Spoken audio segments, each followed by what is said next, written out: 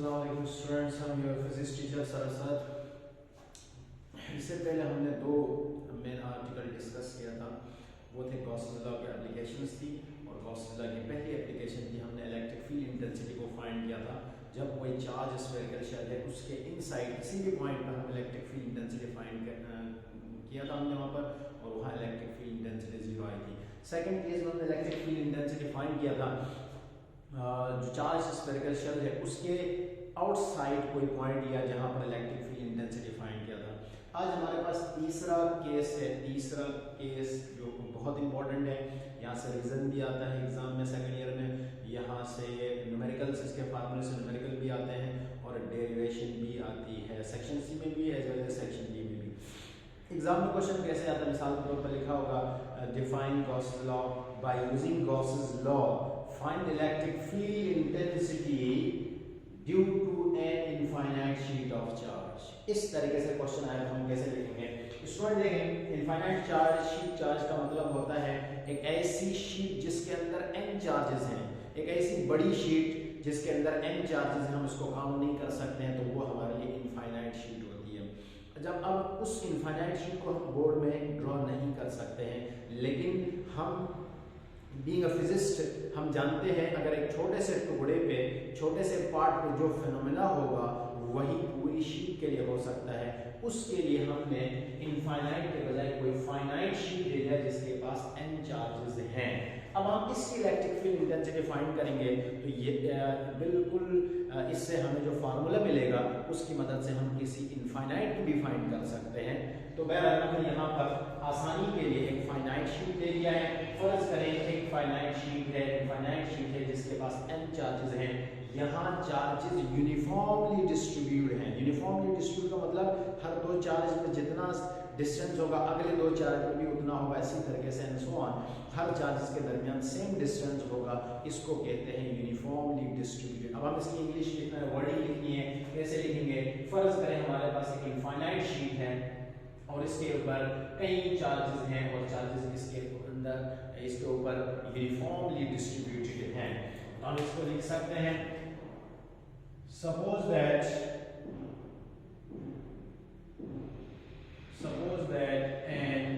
infinite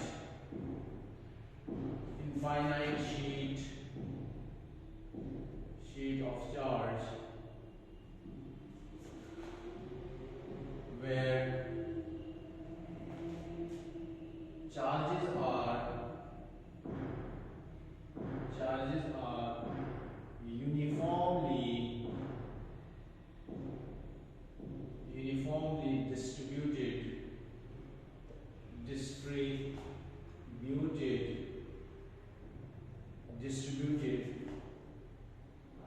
over the sheet as shown in figure।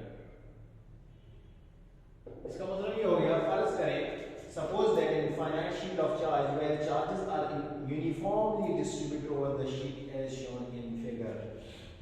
जो हमारे पास diagram थी, उस डायग्राम के हवाले से जो पॉसिबल वर्डिंग थी हमने उसके लिख लिया।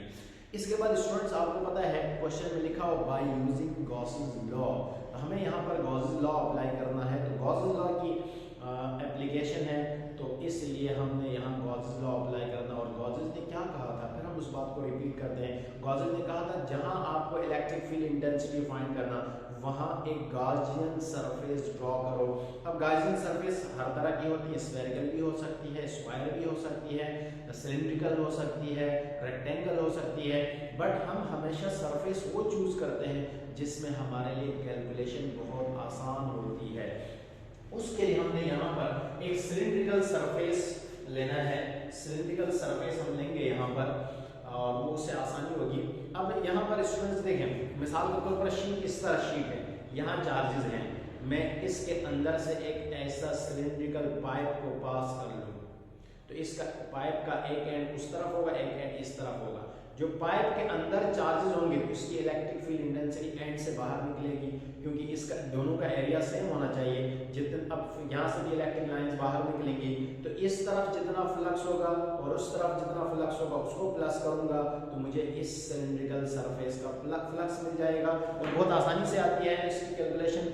क्यों? अब देखें बिल्कुल वैसा ही फिनोमेना किया, इस शीट से आर पार करेंगे एक सिलिंड्रिकल सरफेस को तो हम उसको कुछ इस तरह बना सकते हैं।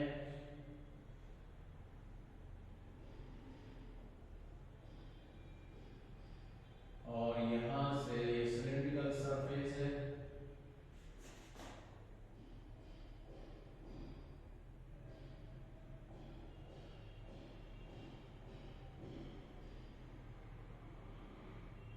और इस पॉइंट पे मुझे इलेक्ट्रिक फील्ड इंटेंसिटी फाइंड करना है।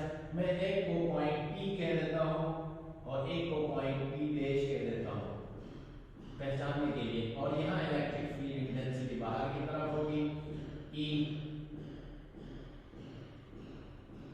और इसका जो फ्लक्स होगा वो मेरे लिए फाई बन जाएगा और यहाँ पर भी इलेक्ट्रिक फील्ड इंटेंसिटी बाहर। और ये एरिया है, जैसे कि ये एरिया भी है, ये पूरा का पूरा एरिया और यहाँ पर भी आप देखें एरिया की डायरेक्शन भी बाहर की तरफ है और इलेक्ट्रिक लाइंस भी बाहर की तरफ आएंगी। बिल्कुल इसी बात को मैं यहाँ पर बनाऊं इसको तो मेरे पास देखें एग्जैक्ट वही सिलिंड्रिकल सरफेस होगी।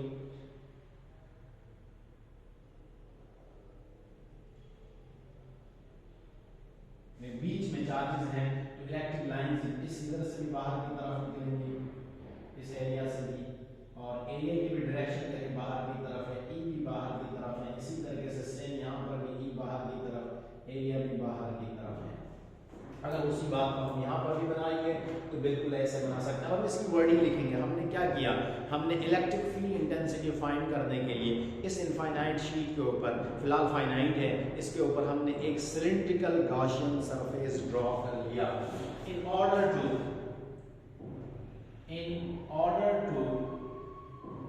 Find electric field intensity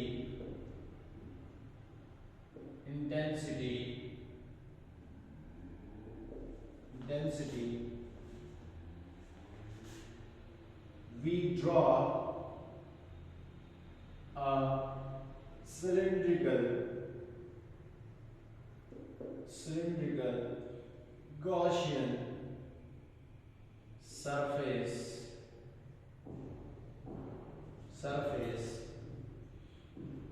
whose ends area is same is shown in figure। अब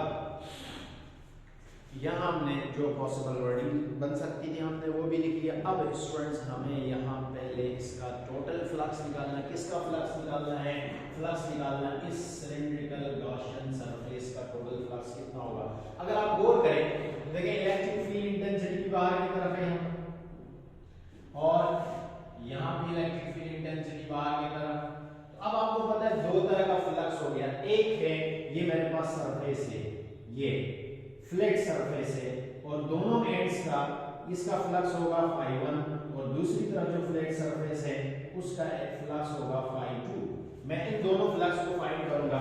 इसके फ्लैट सरफेस से कितना फ्लक्स निकल रहा वो मुझे फ्लक्स मिल जाएगा। दो फ्लक्स तो यहां से मिलेंगे और एक फ्लक्स होगा इसकी इस सरफेस से और ये पता आपको देखें ये सरफेस का एरिया इस तरफ है एरिया, तो यहाँ एंगल 90 डिग्री बन रहा है। तो फ्लक्स बेटा आपको पता है जहाँ 90 डिग्री बन रहा है फ्लक्स वहाँ क्या होता है? जीरो होता है। अब देखें फ्लक्स किसके इक्वल है? E a cos थीटा के है। तो flux is equal to E a cos, अगर 90 रखूंगा तो क्या होगा भाई? E a is equal to cos 90 0, तो फ्लक्स देखें जीरो हो जाएगा। अब आपको अंदाजा हुआ कि मैंने सिलिंड्रिकल सरफेस क्यों लिया। मैंने सिलिंड्रिकल सरफेस इसलिए लिया क्योंकि मुझे पता है मुझे इसका फ्लक्स तो डायरेक्ट मिल जाएगा क्योंकि A और E डायरेक्ट पैरेलल है तो स्टूडेंट्स एंगल 0 डिग्री होगा। 0 डिग्री cos 0 1 होगा 1 मल्टीप्लाई बाय E। तो इसका भी फ्लक्स मेरे पास कितना होगा? EA होगा। इसका भी फ्लक्स मेरे पास कितना होगा, EA होगा, और इस सरफेस का फ्लक्स मेरे पास जो सिलिंड्रिकल सरफेस है उसका फ्लक्स मेरे पास कितना होगा, 0 होगा। अब एक क्वांटिटी हमारे लिए 0 होती है, अगली कुछ प्लस करने से मिल जाती है, तो हमारे लिए कैलकुलेशन आसान होती है। यही वजह है हम यहाँ पर नॉर्मली क्या लेते हैं, ये सिलिंड्रिकल फ्लक्स लेते हैं। अब हम टोटल फ्लक्स निकालेंगे। if phi be the total flux of cylindrical Gaussian surface,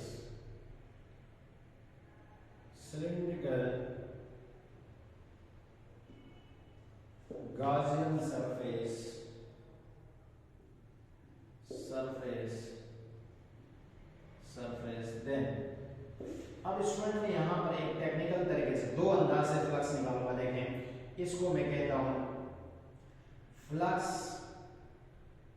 flat surface is equal to, इसको मैं कहूंगा φ1, एक को किसी एक पॉइंट पर ये मेरा φ1 होगा, φ1 प्लस दूसरी फ्लैट सरफेस का फ्लक्स φ2 कहूंगा, और मैं यहां पर एक तरफ फ्लक्स निकालूंगा, अगला फ्लक्स इसको मैं कह देता हूं φ3, और φ3 फ्लक्स किसका होगा, यानी इसको मैं कह देता हूं सिलिंड्रिकल फ्लक्स, सिलिंड्रिकल सरफेस का फ्लक्स। ये आपको पता है बेटा क्या हो जाएगा, 0 हो जाएगा। क्यों 0 होगा, क्योंकि फ्लैट सरफेस में अगर आप देखें तो cos 90 डिग्री है, तो cos 90 डिग्री जो मैंने यहाँ रफ में आपको समझाया है, यहाँ आपको समझाया, यहाँ एंगल आप देखेंगे 90 डिग्री बन रहा है, इलेक्ट्रिक लाइन यूं है, एरिया आपका ऊपर की तरफ है, तो इस तरीके से ये वाला फ्लक्स तो 0 हो गया। अब नेट फ्लक्स किसके इक्वल होगा, नेट फ्लक्स, और इसका फ्लक्स कितना हो गया, फाई फ्लैट सरफेस का फ्लक्स हो गया, इसका फ्लक्स EA होगा, E टाइम्स एरिया फ्लक्स होता है प्लस EA, ये दोनों मिलकर हमारे पास 2EA हो गया। अब total net flux will be, net flux कितना होगा भाई, phi is equal to phi flat surface flux plus cylindrical surface, तो phi is equal to flat surface का फ्लक्स तो मेरे पास 2E आ गया, 2EA, और ये आ गया मेरे पास 0। तो इस तरीके से नेट फ्लक्स मेरे पास आया स्टूडेंट्स 2EA आ गया, 2EA, इसको हम इक्वेशन नंबर 1 दे सकते हैं। अब हम यहाँ पर अप्लाई करेंगे Gauss's law. Now according to Gauss's law, Gauss's law क्या कहता है, total flux army is equal to 1/ε0 times total charge enclosed it, equation number 2। अब स्टूडेंट मोस्ट इंपॉर्टेंट चीज यहाँ पर क्या है, वो ये है, अब हमें चार्जेस का नहीं पता है, शीट इनफाइनाइट है, इनफाइनाइट तभी है ना जिसके अंदर n चार्जेस हैं। अब हमारे लिए एक तरीका है, वो तरीका ये, अगर चार्जेस यूनिफॉर्मली डिस्ट्रीब्यूटेड हैं, तो मैं अगर यूनिट एरिया के चार्जेस फाइंड करूंगा तो मैं अंदाजा लगा सकता हूं कि आगे कितने चार्जेस होंगे। एक एरिया में मुझे पता चल जाएगा चार्जेस कितने हैं, तो 2 एरिया में कितने होंगे, 3 एरिया में कितने होंगे, n एरिया में कितने होंगे, आसानी से चार्जेस फाइंड कर सकता हूं। इसलिए हम यूनिट एरिया पर चार्जेस निकालेंगे। क्यों निकाल सकते हैं यूनिट एरिया पर चार्जेस, क्योंकि हमें पता है चार्जेस यूनिफॉर्मली डिस्ट्रीब्यूटेड हैं। तो अब हम यहाँ पर एक नई टर्म इंट्रोड्यूस करवाएंगे, if sigma be the charge density, if sigma be the charge density, then if sigma be the charge density, then अब स्टूडेंट्स आपको पता होगा चार्ज डेंसिटी का फार्मूला होता है sigma is equal to charge पर unit area. Unit area पर जितनी चार्जेस इनक्लोज होती हैं उसको चार्ज डेंसिटी कहते हैं। यहां से Q की वैल्यू सेपरेट कर लो, Q is equal to sigma times A। इसको इक्वेशन नंबर 2 में पुट करो, put in equation 2 put in equation 2 में पुट करूंगा तो equation 2 becomes 5 would be equal to ऊपर चार्ज की जगह आ गया सिग्मा अपॉन ए, नीचे आपके पास एप्सिलॉन नॉट है, एप्सिलॉन नॉट है ऐसे आ गया और इसको इक्वेशन नंबर 3 दे सकते हो। अब जरा गॉसियन सरफेस का फ्लक्स और गॉस लॉ का खुद का flux in term of sigma charge density, दोनों साइड लेफ्ट साइड पे 5 5 है 5, तो हम इनको कंपेयर कर सकते हैं। कंपेयरिंग इक्वेशन 1 एंड 3, इक्वेशन 1 और 3 को हम कंपेयर करेंगे तो ये आ जाएगा, यहां से आ गया 2En और यहां से आ गया सिग्मा a अपॉन में एप्सिलॉन नॉट। अब इससे क्या फायदा हो गया, a से a लेके कट गया तो मेरे पास आ गया 2e sigma upon epsilon not और e मुझे फाइंड करना है sigma upon 2 epsilon not, equation number 4। अब स्टूडेंट्स देखिए इस इक्वेशन ने आपको एक तरीका बताया, अगर ये इलेक्ट्रिक फील्ड इंटेंसिटी एरिया पर डिपेंड करती है, एग्जैक्ट एरिया पर, बहुत मुश्किल था। अब electric field intensity just depends on the charge density, अगर मुझे यूनिट एरिया पर कितने चार्जेस हो वो पता हो तो मैं किसी भी शीट का, चाहे वो फाइनाइट हो चाहे वो इनफाइनाइट हो, उसकी इलेक्ट्रिक इंटेंसिटी फाइंड कर सकता हूँ। और यूनिट एरिया पे चार्जेस निकालना मुश्किल नहीं है, 1 सेंटीमीटर लेंथ 1 सेंटीमीटर विड्थ में हम चेक करेंगे हमारे पास कितने चार्जेस हैं और वो हमें जब पता चल जाए उनका मैग्नीट्यूड यहाँ रख देंगे, बाकी नीचे वाला टर्म आपको पता है खुद बहुत कांस्टेंट है। तो देखें इस इक्वेशन से एक साफ पता चल गया शीट इनफाइनाइट हो या इनफाइनाइट हो तो electric field intensity is always directly proportional to the charge density. तो ये इक्वेशन कहलाती है electric field intensity due to infinite sheet of charge. तो हम यहाँ लिख सकते हैं equation 4 gives the electric intensity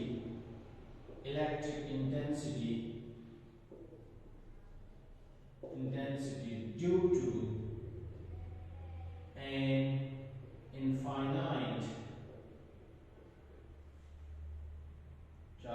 infinite sheet of charge,